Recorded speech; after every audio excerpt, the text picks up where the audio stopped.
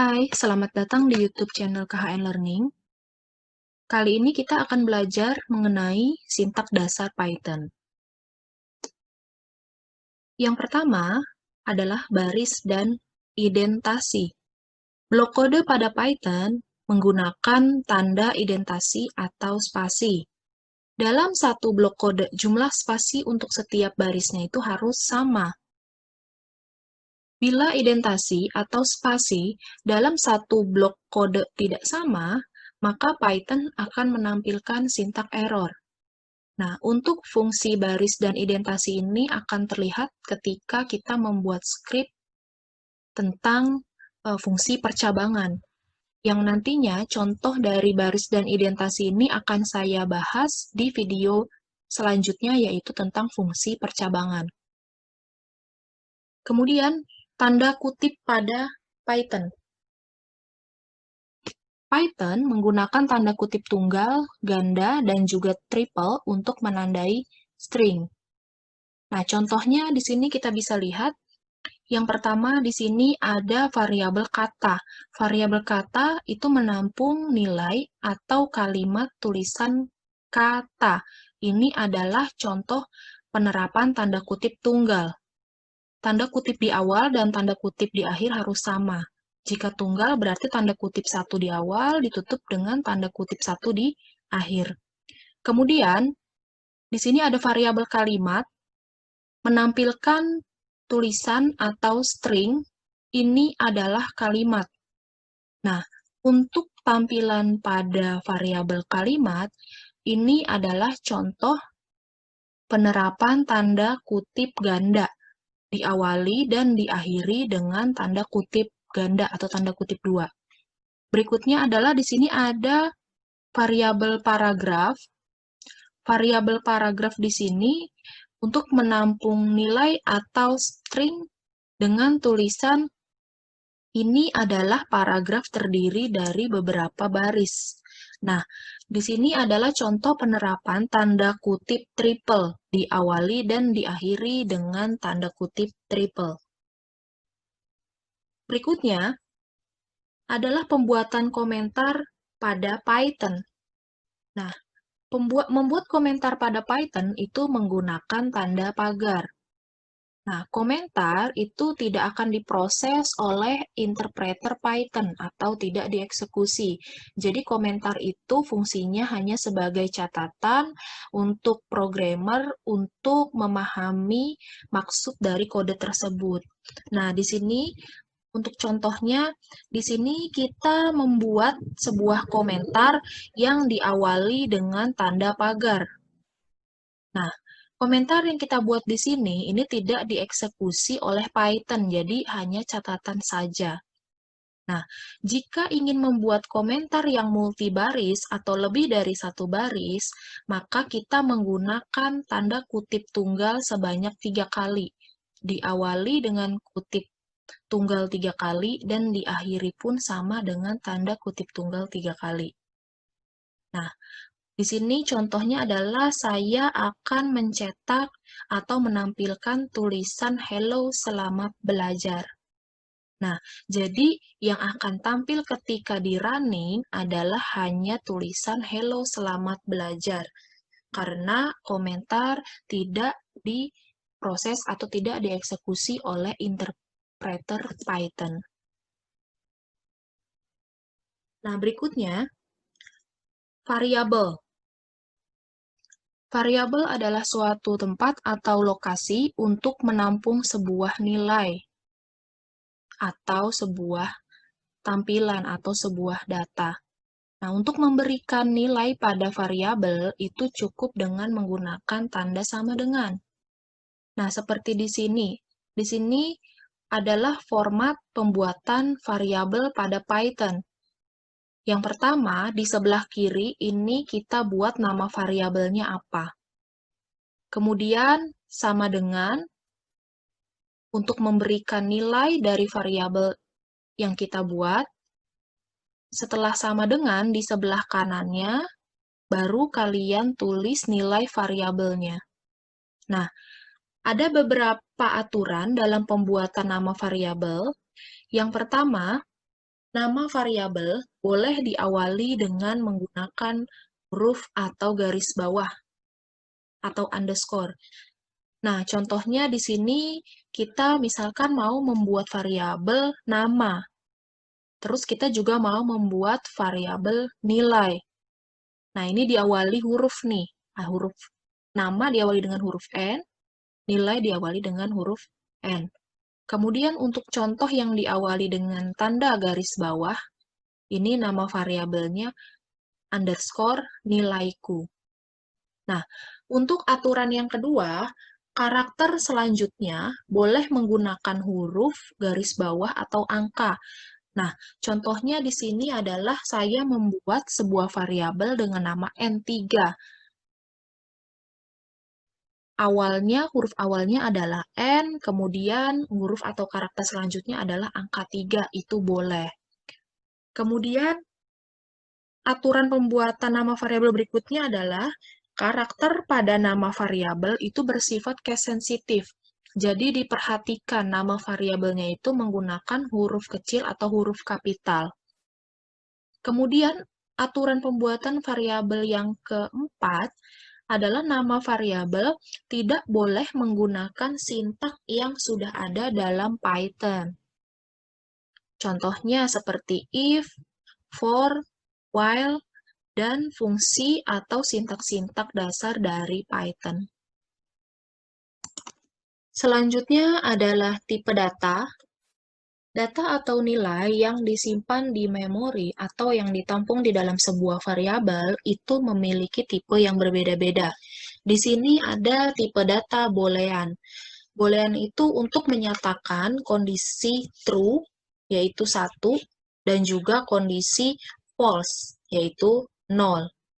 Kemudian, ada juga tipe data string, ini yang akan sering kita gunakan. Tipe data string itu untuk menyatakan karakter atau kalimat itu bisa berupa huruf, angka. Dan untuk menuliskan pada skripnya itu diapit tanda kutip 2 atau kutip 1. Tipe data berikutnya yaitu integer. Tipe data integer itu untuk menyatakan bilangan bulat. Nah, jika ingin menyatakan bilangan yang mempunyai koma atau desimal, itu kita menggunakan tipe data float.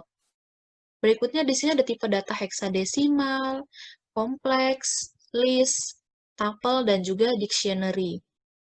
Yang nantinya akan sering kita gunakan adalah tipe data string, integer, dan float. Begitu juga dengan tipe data boolean. Berikutnya adalah fungsi input dan output pada Python. Untuk fungsi input, formatnya kita cukup menuliskan input buka kurung tutup kurung. Di sini ada contoh yang pertama. Contoh yang pertama adalah contoh jika variabel dengan tipe data string. Nah, di sini kita membuat variabel dengan nama name, kemudian sama dengan fungsi inputnya dituliskan, lalu buka kurung, kita ketikkan masukkan NIM Anda. Jangan lupa tutup kurung. Nah, contoh yang kedua yaitu contoh jika variabel dengan tipe data integer. Di sini variabelnya kita buat nama variabelnya yaitu nilai. Nah, jika tipe datanya integer, maka sebelum menuliskan fungsi inputnya, awali dulu dengan in. In ini fungsinya adalah untuk mengkonversikan tipe data integer. In buka kurung baru nama fungsinya yaitu input. Kemudian masukkan nilai Anda. Nah, di sini ada tutup kurung 2. Kenapa? Karena di sini ada buka kurung 2. Buka kurung yang pertama untuk fungsi input, buka kurung yang kedua untuk menuliskan tulisan atau kalimat masukkan nilai Anda. Berikutnya yaitu fungsi output pada Python. Kalau fungsi output, kita cukup menuliskan fungsi outputnya dengan print, buka kurung, tutup kurung. Contohnya seperti ini, print. Lalu isinya apa yang ingin ditampilkan? Di sini tulisannya adalah Python adalah bahasa pemrograman yang mudah dipelajari. Maka nanti ketika di running, maka akan menampilkan tulisan ini. Selanjutnya, kita akan membuat program sederhana. Kalian bisa ketikkan PyCharm pada Windows browser-nya. Kita menggunakan text editor PyCharm.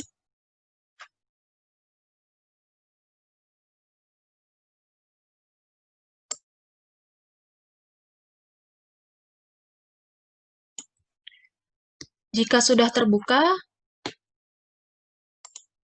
maka kita akan buat project baru. Kalian bisa klik New Project. Kemudian di sini kita akan menentukan alamat penyimpanan filenya atau alamat penyimpanan projectnya.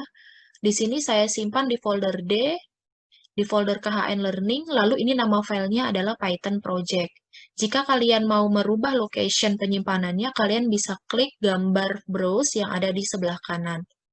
Jika sudah dipilih alamat penyimpanannya dan juga sudah dibuat nama filenya, ini boleh diganti. Jika sudah dibuat nama filenya, kita klik button Create.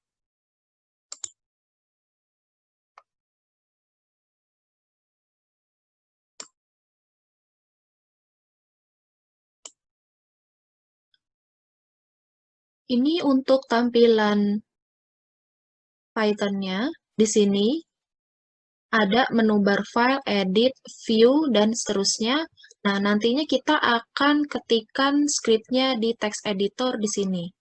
Ya, kita langsung mulai saja. Ini boleh kita hapus.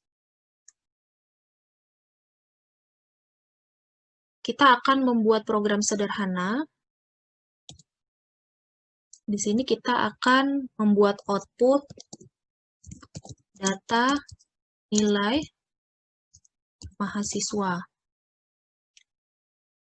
Kemudian kita akan buat variabel dengan nama absen. Kemudian variabel tersebut kita beri nilai 100. Berikutnya kita akan buat variabel dengan nama name. Kita akan buat input. Kita akan buat tampilan input.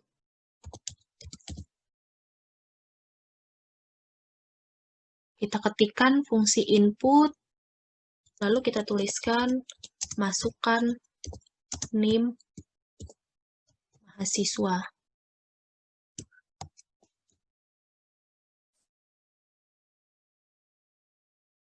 Kita buat lagi variabel nama.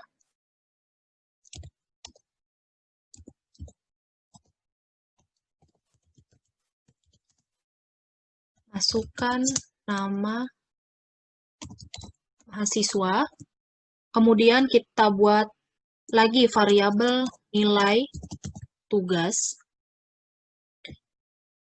Nah, karena variabel nilai tugas itu nantinya akan kita buat tipe datanya menggunakan integer, maka kita konversi dulu sebelum menuliskan fungsi inputnya.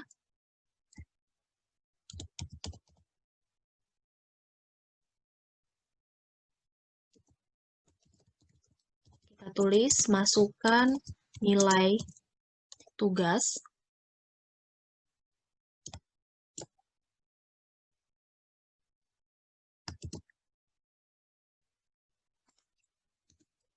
Kemudian kita buat lagi variabel nilai ujian.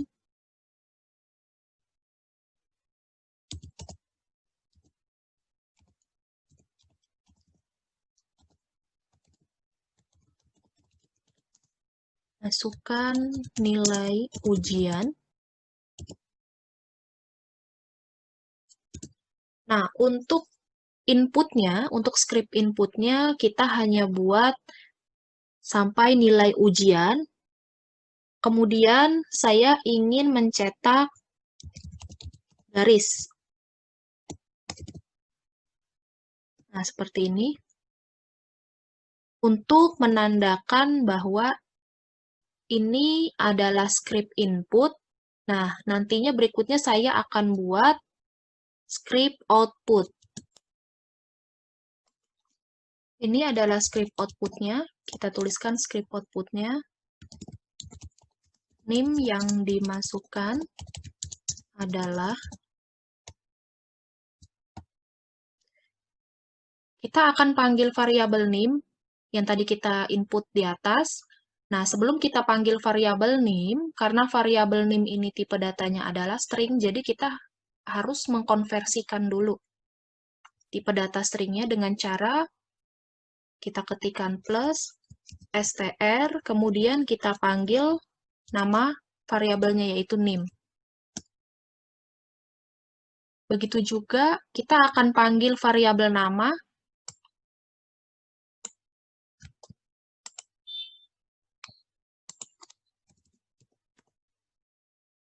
karena variabel nama juga bertipe data string. Jadi di sini kita konversikan juga gunakan str dan kita panggil nama variabelnya nama. Selanjutnya kita akan buat lagi script outputnya. Kita akan menampilkan nilai absen.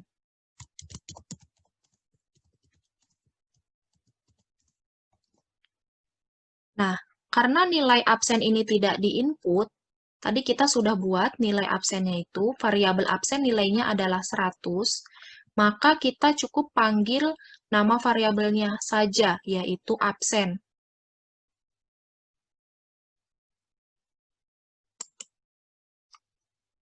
Berbeda dengan yang bertipe data string, jika tipe datanya integer, maka kita menggunakan koma untuk memanggil variabelnya, yaitu absen.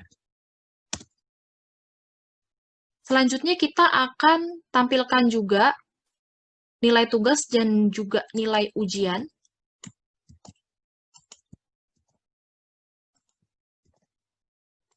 Di sini kita buat juga script outputnya untuk menampilkan nilai tugas dan juga nilai ujian. Nama variabelnya disesuaikan, tadi nama variabel untuk nilai ujian dan nilai tugas. Kita sesuaikan dengan yang di atas, kita akan memanggil variabel nilai tugas, berarti nama variabelnya adalah nilai underscore tugas. Dan juga untuk menampilkan nilai ujian, kita panggil di sini nama variabelnya adalah nilai underscore ujian.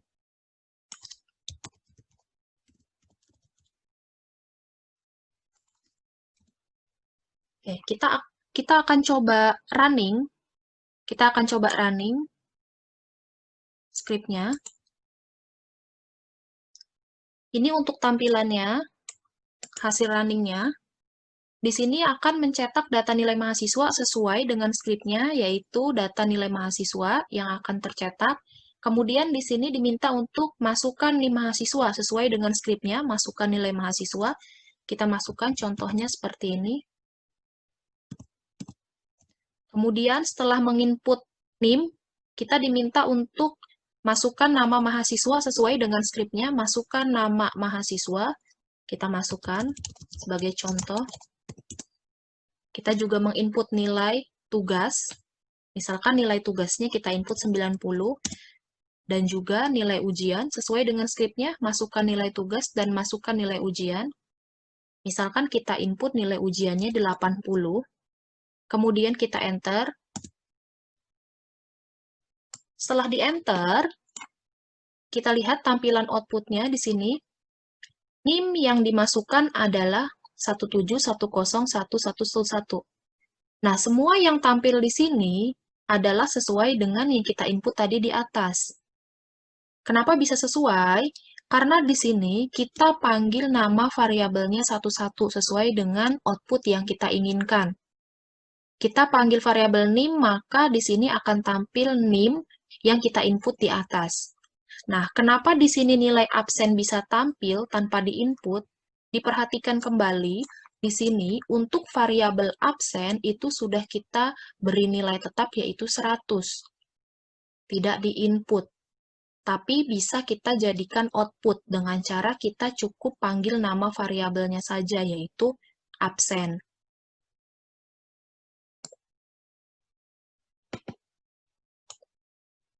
Kemudian kita bisa tambahkan komentar di sini. Kita tambahkan komentar. Di awal tadi saya sudah jelaskan cara membuat komentar menggunakan tanda pagar. Saya buat komentar seperti ini. Komentar tidak dieksekusi oleh Python. Kemudian saya mau buat lagi komentar. Di sini saya mau buat komentar. Ini adalah script input. Kemudian saya mau lagi buat komentar di sini. Ini adalah script output. Nah, kita coba running lagi. Hasilnya tetap sama. Kenapa? Karena untuk komentar itu tidak dieksekusi atau diproses oleh interpreter Python-nya. Kemudian, jika sudah selesai, kita bisa simpan filenya dengan cara klik menu bar file. Karena di sini filenya default-nya masih main, nama filenya main, kita ubah dengan cara file save as, lalu kita ganti nama filenya menjadi latihan 1. Kalau sudah dibuat nama filenya, diklik button OK. Maka nanti di sini akan menampilkan nama filenya latihan 1. Untuk ekstensi filenya adalah .py. Latihan 1.py untuk nama filenya. Nah, jika file ini diubah atau ada yang diedit, maka untuk menyimpannya kembali atau mengupdate-nya, kalian cukup klik menu file, lalu kemudian klik save all. Nanti akan tersimpan apa yang kalian edit.